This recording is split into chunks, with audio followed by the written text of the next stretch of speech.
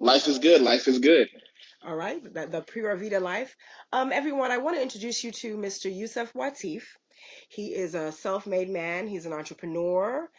He's into martial arts. He has several businesses that he runs. He's well traveled. He's been living abroad for maybe 25 plus years. He's lived in Asia, different countries in Asia. He'll share that with you today, as well as Southern America. Now he lives in Brazil. He's in the city of São Paulo. La Pura Vida, the pure life, the good life. I'm very jealous. He's one of my mentors, and I get a lot of good advice from him, and I want to share some of that with you today. So, Yusef, I will first ask you, where are you from? Where did you go to college? Let's see. I was born in Niagara Falls, New York, Ooh, where cold it's country. cold all the time. Yeah, yeah. Hmm. Was raised there, went to school there. After that, I went to my first university was Johnson and Wales University. Then my second degree was from New Mexico State University, and but I've been traveling before then. My father traveled during the Navy, so I don't think he was interested anymore. My mother started my traveling when she would take me to Toronto, to Caribana. I don't know if any of you are familiar with the Caribbean Festival they hold in Toronto. Yes. So that was probably my first group of international trips. Okay. We'd go get a hotel room and go to the street parades and the carnivals and eat roti on the street. And that was where it really Nice. started. Nice. So that's where you got your travel blog. Your parents exposed you, your mom. Yeah, yeah, Okay. yeah. Very nice. So from Mm-hmm. Canada, because Canada is not too far from New York State, and a lot of people do the cross the border thing. After Right. college, you went to school in New Mexico? Mm-hmm. Interesting. What led you to New Mexico? They had a good program, and even inside the United States, I want to see different regions of my own country. So Okay. after exploring the Northeast, I wanted to go to the American Southwest. I was about an hour ride from El Paso, Texas, Okay. to Las Cruces, New Mexico, and we go down to Juarez, Mexico. This is back when Juarez, Mexico was not the war zone it is right now. Okay. Was yeah, a little bit safer. What did Mm. what was the big differences between the American Southwest and the Northeast that you noticed, living in those two areas? Well, right away you notice there is an enormous difference in people's behavior and temperaments when you leave someplace like upstate New York, the Northeast corridor, where winter can last 2 or 3 months, where winter means you may not be able to even go to work or to school that day because it's not just the snow, it's 6 inches of ice. It's the weather is negative 10 degrees. It changes your temperament. It robs you of 3 months of your life. Whereas people who live in places where it's warmer, they're not necessarily better people. They simply have a different outlook. When you live in a place where almost all year you can say to someone, hey, let's go have coffee after work, where you can get together with your friends and not have to wonder if your car will start. Now, don't get me wrong, the excessive heat does come with its own set of problems, Okay. but not nearly the You can level of just be more problem. social. I believe that you can just be more social when the weather's, on your side. You're not cooped up Right, in the home. Like you said, like a car running, if a car can run, I mean that's stressful. That's an expense, and you're not thinking about, going to go meet up with your friends or hang out or explore because you're just trying to survive to get home or, to get to school and to work. So I can understand that. I went to school in upstate New York, so I know about that life. So fast forward to you got your degree now, and what made you leave the United States? What was your first country abroad, outside of Canada, I should say. well, let me back up. What I did was I didn't wait until I had my degree to travel. One of the things that I got Okay. good at doing is go to school for a semester or two, or 1 or 2 semesters plus a summer semester, and then take a semester off. And I was able to research and avail myself of lots of different government programs that would say, hey, do you want to go study here? Do you want to go study there? My favorite was Hawaii. Wow. When I lived in New Mexico, Very cool. I did. I pulled something called the Hawaii Hustle, and I'll give you the abbreviated version. You can link to it at the end of this. Okay. When I was in New Mexico State University, we had a national student exchange office. And I walk in and I said, hey, I want to travel abroad. And the lady looked at me with, let me think. Excuse me. She looked at me with a very condescending look, as if to say, wow, young black man, you don't know how competitive this is, and you're probably never going to get to go anywhere. And she tried to convince me to go to some mediocre universities in the United States. And I said, no, I want to go to Hawaii. She looked at me as if to say, it's never going to happen. Why are you trying? You should just lower your expectations. But that's not how I was raised. All right. That's right. She gave me, I'll never forget, she gave me the form, and the form says you can fill in 3 preferential schools you want to go to. So I put Hilo, Hawaii 3 times and handed it back to her. That's when she started to get that smug frustration look on her face. Yeah. She said, okay, we'll let you know next month how it goes. Now, what she didn't know is that I was raised by cunning wolves. That's right. I immediately went home, got on the internet, found out who was running the program, who all of their assistants were, who'd been through the program. All right. And I wrote letters, You did not your due emails. diligence. Good for you. I wrote letters to them and I said, hi, my name is Wateef.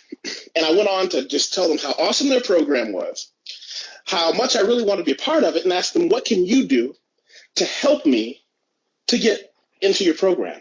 Now, they all wrote back, and they all wrote back the exact same thing. They said, I'm sorry, listen, we can't do anything to give you any advantage. We're not allowed to give anyone preferential treatment. However, we wish you the best. Oh my. But what none of them realized is I've already won. You see, 4 weeks later, when I got that acceptance letter and they called me down to the office, the lady said, hey, we got your letter. Do you want to come down here and open it? Fully expecting to see me that look of disappointment on my face as I opened the letter. That look never came because I was accepted, and she can't understand why. To this day, I mean, I don't have any need to ever reveal why, but she was never able to fully comprehend how is it that this young black kid who was not born of means, who didn't have any quote unquote connections, managed to pull off the most competitive school because everyone wants to go to Hawaii. Of course. Of course. And I went to Hawaii, and the school paid by bill for 6 months. It was beautiful. So I can imagine Hawaii was a wonderful experience. You enjoyed your time there, Yes. so you were there for about a semester, a couple of months, 3, 4 months? I was there for 6 months. I believe it was Okay, 6 months, long time. Okay, so you were where I learned how to scuba dive. you were able to travel while you were in college. You didn't even wait until after. No. So what I would Waited do until is after. Okay. I also went to London. I lived in London for a while I was in college. Wonderful. Where were you in London? Do you remember? Kensington Gardens Square is where I lived. Kensington Gardens Square. Okay. I was in different places. I was near Victoria Station, Peckham, and I worked near London Bridge. Peckham was my train stop. I lived not Peckham, Finsbury Park. I lived across from Finsbury Park. I used to hang out in Peckham, and then I think Gray's Inn Road. I want to say the Victoria line. So yeah, that was all after college, though. I didn't do it while in school. So college is done. What were your next steps? Mm, Let me think. I went to Japan for a year, Tokyo. How was that? Wow. So you're really expanding yourself. How was living in Japan? That's like a dream. How was that like? What was that Japan like? is awesome. Okay. Japan is awesome. Japanese people have a culture that developed completely differently from any other place in the world, because what most people forget is that Japan is an island. Yeah, people do forget So, that. It is. yeah, and it's a densely populated island, so you have a lot of different cultural norms that are different. I went there, I trained in Brazilian Jiu Jitsu, of course, while I was there. Uh-huh. I had a lot of friends there. I began working on coaching executive English to different business people and academics. So this was in the That 90s. Was this in the late 90s? no. This was, I don't know, 2004, 5 ish. Oh, okay. Okay. I think. All right. I think I might be getting my dates mixed up. I would have to actually go back. That's Okay. the problem. I mean, I've lived in probably 15 countries and it gets jumbled. One of the reasons I write on my website is to try to keep track because before I think about, well, did I ever go there and when was I there and who was I with? Because I Okay. often get people confused. I've Got been you. known to tell one of my friends, Well, hey, go ahead. I said, what a nice problem to have, but go ahead. No, I was going to say, I've often said to friends, hey, excuse me, have you heard from this person? And they say, well, who are you talking about? And I say, you know who I'm talking about? And they say, Uh-uh. I've never met that person. But I'll totally forget that I knew them in two different countries. Got you. And the good news is I've been able to introduce a lot of other people together. When I first started traveling, we didn't have Google Maps. We didn't have any of the online apps that you and I are using to communicate. I would often go to a country with a few bags over my shoulder, a smile, and an outdated guidebook on where to go to stay and how to look for jobs and things like that. So, being that you have, you've been on both sides in terms of, the outdated technology, I think you and I had discussed about BUNAC, and BUNAC was a program that I used to get to London, pre-social media. Yeah. So, being that we're kind of dinosaurs in that regard, and we're still here kicking. What do you think? I guess what were the big differences between then and now in terms of being able to communicate what was going on with you to your family members, maybe being in contact with people who are on the ground. Like, what were the big differences with traveling then with BUNAC and being on being abroad now and post social media or social media? Well, I went to BUNAC for the people who are listening is British University's North American Club. Hmm. And I used that program to go to Australia, Sydney, Australia, Oh, I didn't know where I you were lived there. for Wow. 4 or 5 months. Yeah. Oh, wow. 4 or 5, maybe 6 months, I think. Yeah. Hmm. Sydney, Australia. The difference is this. Before it was that average, everybody has to know when you're going to call. You call every Sunday at this time so that anyone can be near their phone. Yes. Now, I mean, then I was still writing letters quite a bit because we didn't have, not everybody had email. That's very Not true. everybody had email even printed. Yep. And the concept of a smartphone that delivered everything immediately to you, Hmm. we didn't have that.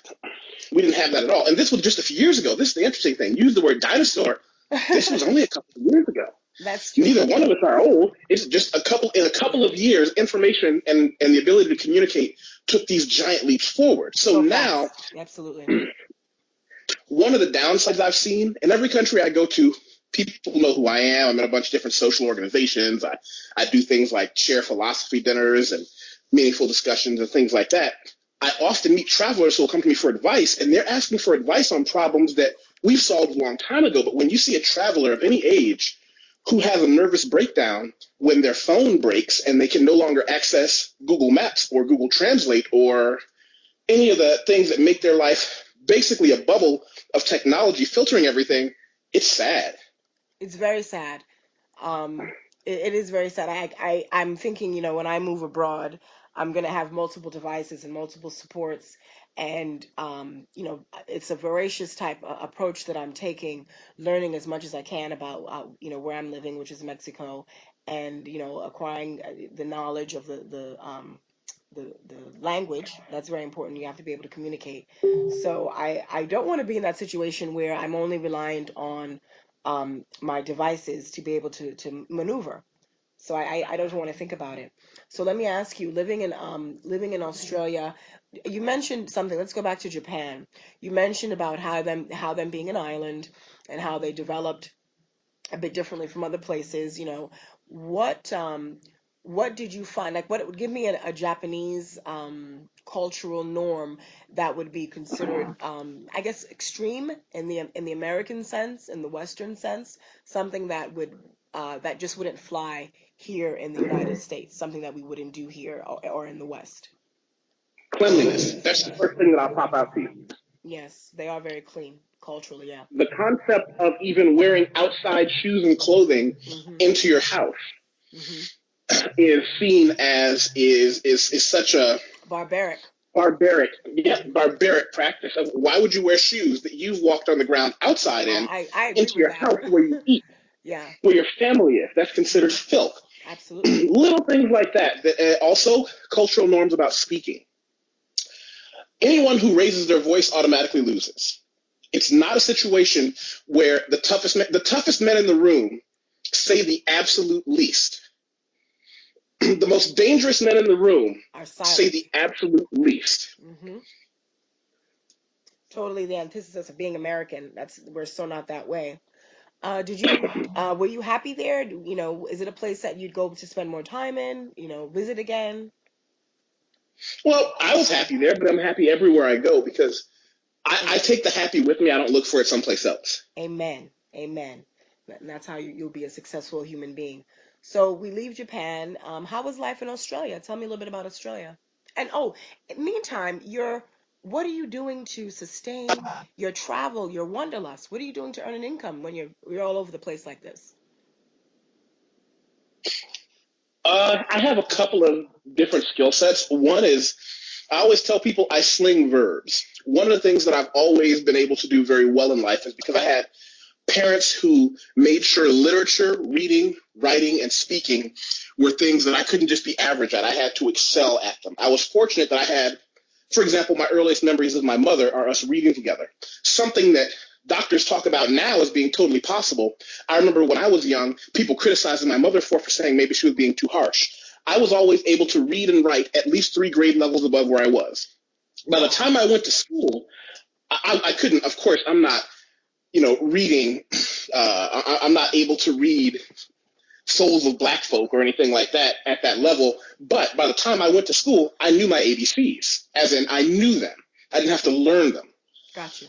My father had, my father and his brothers had these big libraries of books. Okay. And what's interesting is my parents told me after I became an adult about how they found out the hard way that I wasn't just reading the books that they thought I was reading, that I was reading their books, because it didn't occur to me that I would even have an interest in their books. And she said she and my father, because they have books that are very not for children.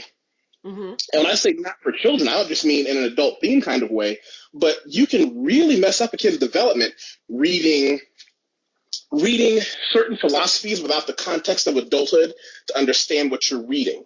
Okay. Certain nihilistic concepts or things like that. And they said that they came to an agreement that as long as I was reading anything, they would never censor what I was reading. Okay. They tried to talk to me about it. Very progressive. Mm-hmm. So I would spend time at the library. Now, then factor in my grandmother, who was my only living grandparent. By the time I was born, all my grandparents were gone except her. Okay. She lived to be 101, Aline, Oh, wow. Mrs. Aline Bray Thornton. And she had spent a lot of her youth. I knew she was a nurse for a while. I knew she played the piano, but I also knew she was an orator. She spoke. She delivered speeches. So my childhood, I got to have the privilege of my grandmother, who was 60 something when I was born, spend time helping me learn poetry and prose that were written back in the 1900s when she was born. She was born in 1910. So she could read poetry and prose that was written in the 1800s so that I could go to these poetry competitions and literary recitals to read poems that they thought were new, except they weren't new. They were just, 100 years old. So you had a really good foundation for learning, for education. You had a head start. Because you come from the stock of educated people. So you had a Yeah, really and good you had a good start. You had a good start. that's the big part of it. That was a huge part of it. Mm-hmm. What I didn't know is that in my entire adulthood, only one other person has been able to figure this out because my friend's mother is a professional speech therapist. Okay. I was born with a terrible speech impediment. Hmm. I have a lisp, and it's very bad. But very young, I find out later, of course, one of the reasons that they had my grandmother, grinding correct pronunciation into me consistently from the time I was born. We had counseling, but we weren't able to afford those private tutors for learning how to speak correctly. So instead of coming out speaking average, they made sure I spoke clearly, consistently, every single word on pain of death. I was never allowed to do code switching. which is a newfangled term. Are you familiar with code switching? Oh, you didn't code switch, really? No. No, I was never allowed. Well, for the readers and your listeners, explain it to them what code switching is. Code switching is switching between, I guess one would call proper English, business English, corporate English, correct grammar, enunciation, into Ebonics or Black English. That's how I define code switching, and we do that to kind of navigate between, working in these spaces that are not all Black spaces, and navigating between all Black spaces and non all Black spaces. So that's when we say we code switch. And here's the interesting thing. I was never, under any circumstance, at any point in time, allowed to not speak correct English. It didn't matter where I was. It didn't matter who was around. Mm-hmm. My mother would threaten physical violence if I ever allowed myself to speak like most of the people around me. Now, when you're a kid, it seems weird because you want to be like everybody else. But as an adult, I can tell you it was one of the most profound pieces of parenting that my parents put together for me. Okay. I had no idea of the advantages it would give me in every circle. I don't just mean corporate or Black or white. I mean, in every social circle and every professional circle, you don't lose speaking at least at a professional level consistently. I would agree. Okay. So after you still didn't talk about what you're doing now, because after when you left Australia, let me backtrack. When you left Australia, when did you finally graduate from college, and then what was your first country after that? After college, I would have to actually look that up. I know that I ended up in Thailand after Japan Okay. So for you being this this great speaker and writer, based on your parents and your grandmother, all these ancestors, these great people that have molded you. Not to speak of your mother's ancestor because she's still with us, but all these people that made you who you are today. You being an entrepreneur, being self-made, you work for yourself. You always like to tell me you work about 4 hours a day, and then you're really able to live your life, whatever pleasures that you enjoy, including your martial art that you practice. What Now that you're in Sao Paulo in Brazil, what led you to Brazil? And I know you've been there about 2 years. What made you choose that country to now call home? before Brazil, I was living in China, I'm sorry. and Say that I've again. always had. Say that again. I I didn't was hear living in you. Shanghai, China, Oh, you were in before China. Brazil, Oh, okay. Shanghai, China before and Brazil. Mm-hmm. I had a lot of friends. I've always had a lot of friends through the Brazilian Jiu-Jitsu community of the martial arts that I study that come through Brazil. A lot of coaches come from Brazil.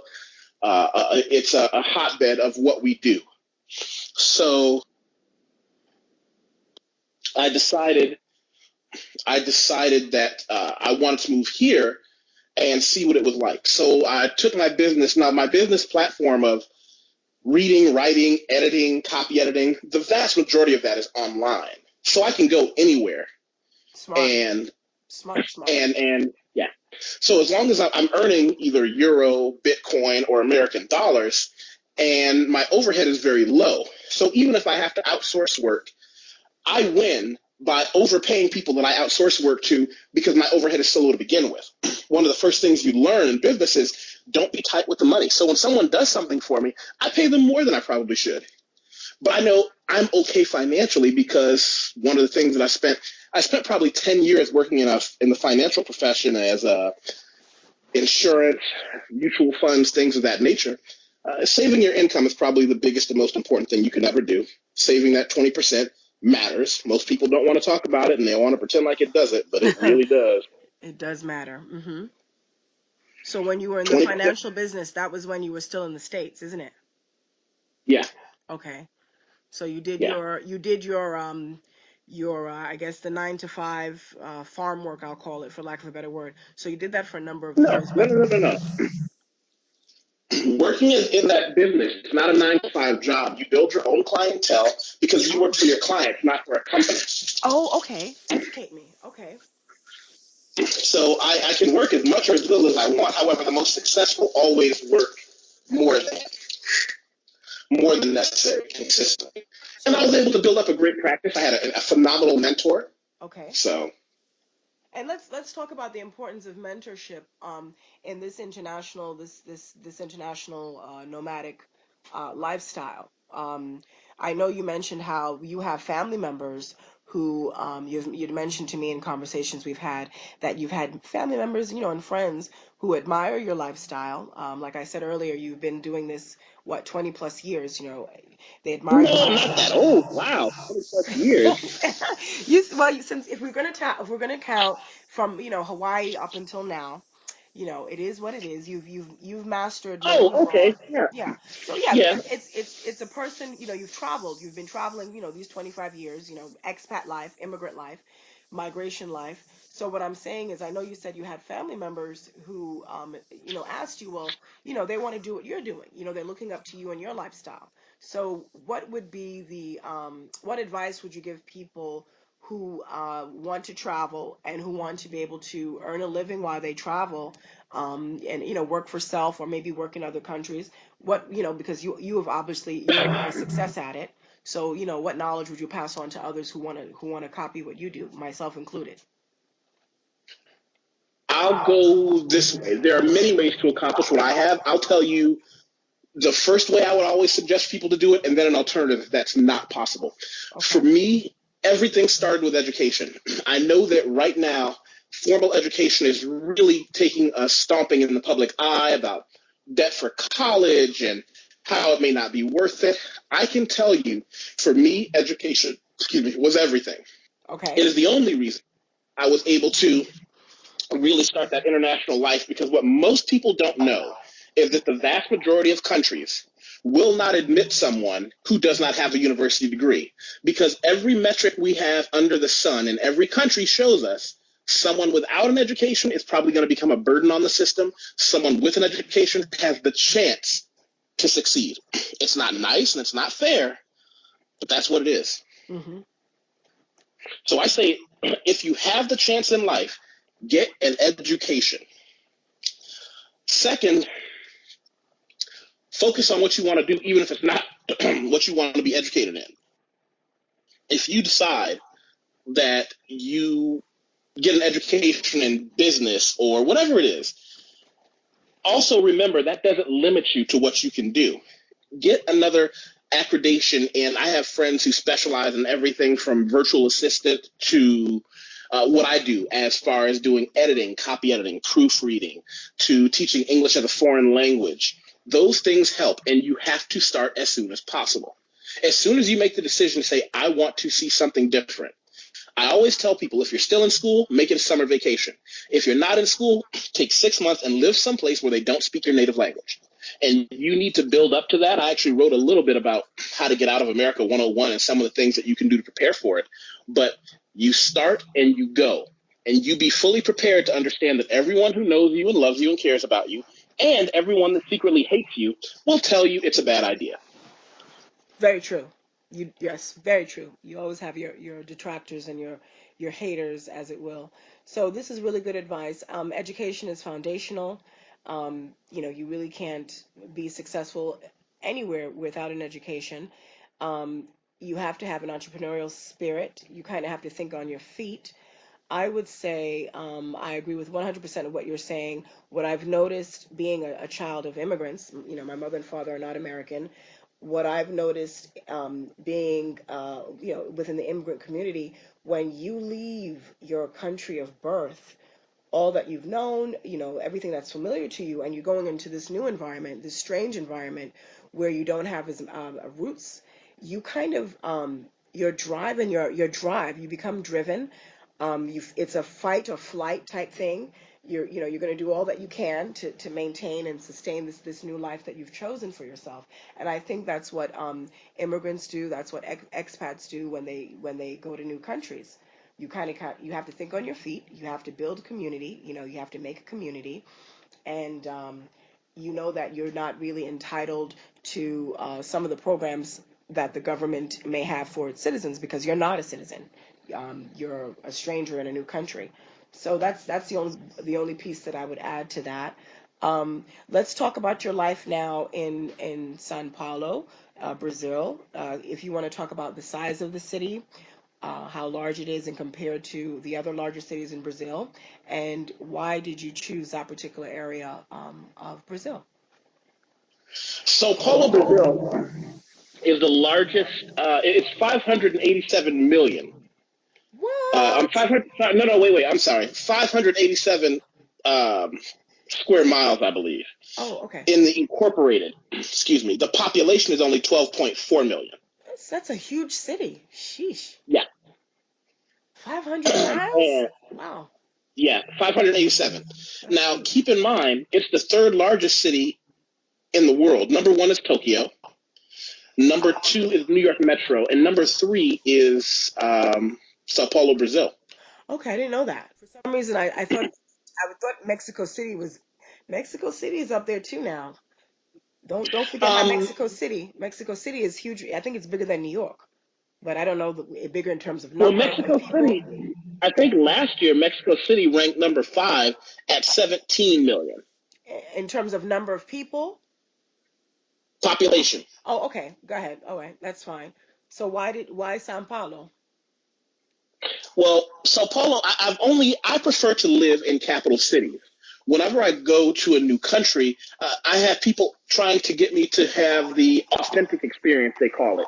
And for most people, authentic means, for some strange reason, living in some rural countryside the way that their ancestors did hundreds of years ago. That's not for me. I like living in the central cities because it gives me choices. I always have large groups of people if I want to deal with expats, which, most of my friends are never expats. Most of my friends are local people, no matter where I go. But if I want to deal with expats, I can. If I want to, in any major city in the world, I don't have any problem with connectivity for Wi Fi, internet. And living in Sao Paulo is very different from, say, a New York City or Los Angeles, but it's the same in that you have options with giant groups of people. No matter what your hobbies are, no matter what you do for fun, you're going to be able to find people who are into that same hobby and interest. And you'll be able to meet with people who do similar things. So Sao Paulo, because of its size and opportunities, it's not just a matter of a good business decision because Sao Paulo is the education and financial capital. It's also a good decision recreationally. I get to meet a huge diversity of people as opposed to, I have some friends who do love that rural Brazil living out in the countryside with agriculture and things of that nature. You're not about that life. That's No, I that's mean, and not it's a your good life. life. It's just not quite for me. So what is describe a typical day in Sao Paulo for you? What is a typical day for you? What do you do with your days? Typical day. I try to get in my first clients at about 7:30 in the morning, and have a small break after that if I want to have a coffee or some fruit and prepare my next client. After that, I take time probably in the middle of the day to do a little reading, a little writing, have one or two more clients, and add up to roughly 4 hours of face to face work. If I don't have a day with 4 hours of face to face work, it doesn't absolve me of that responsibility. It just means I have to make up that other time doing other things professionally. I never let myself off the hook, so to speak. Okay. Um, by the time evening comes, maybe I'll have one client then, maybe not, but I also have time to go to the gym and lift weights or go to train in Brazilian Jiu Jitsu. So I'll always have that as an option. Okay. I spend at least probably one day a month. I sit on the chair for Meaningful Discussions. It's a group that started with a guy in Canada who really put together a great organization where the purpose is to get together and just discuss things that are kind of complex in nature. What is love? What is art? What is your worldview? What is the impact of media? And it's called Uh, meaningful connections. Meaningful discussions. Interesting. Okay. Why don't you talk a little bit about your WhatsApp group that we enjoy so much? Oh, I have a small group for people that I've met in different countries called Well Written, Well Said.